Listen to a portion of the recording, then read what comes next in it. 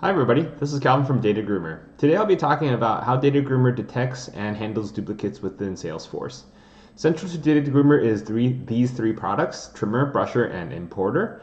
Supervisor is what we use to manage how DataGroomr actually handles those duplicates. First things first, what happens when you detect a duplicate, or more so, how do you detect a duplicate? The answer with DataGroomr is matching models. We have multiple types of matching models right here, but the one I want to talk to today is these two right here. We have machine learning matching models as well as classic matching models.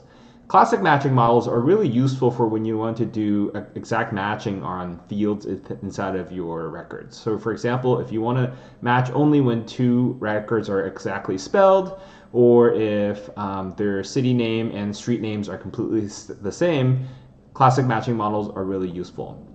On the other hand, machine learning matching models are useful when you want to do comparisons on records for slight misspellings. Things like spelling Calvin with a C versus spelling Calvin with a K. Machine learning matching models are really good because they're able to detect those differences.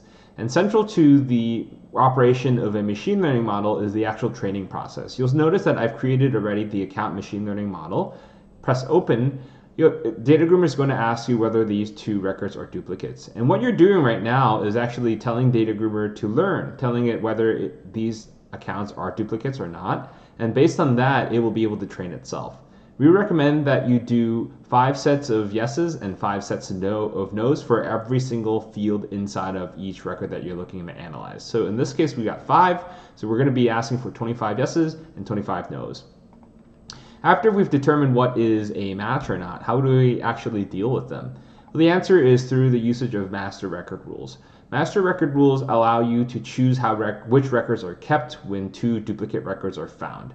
The default rule that we give you out of the box is the one that chooses the one for the oldest record. So in this case, it's looking at the record with the last modified date. That is the most recent.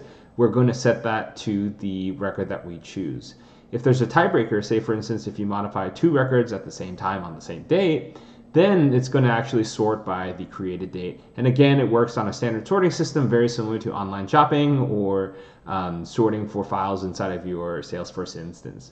Additionally, we give you more scenarios on how you want to choose to sort. So you can sort by certain parameters. You can also do tiebreakers / wildcards as well. So you can do this prioritized record. If a certain factor is useful to you, you can do it by that. After we've chosen the master record, the one that survives, how do we make a rule that actually preserves as much of those field values inside of the deduplicated record? The answer is field merge rules.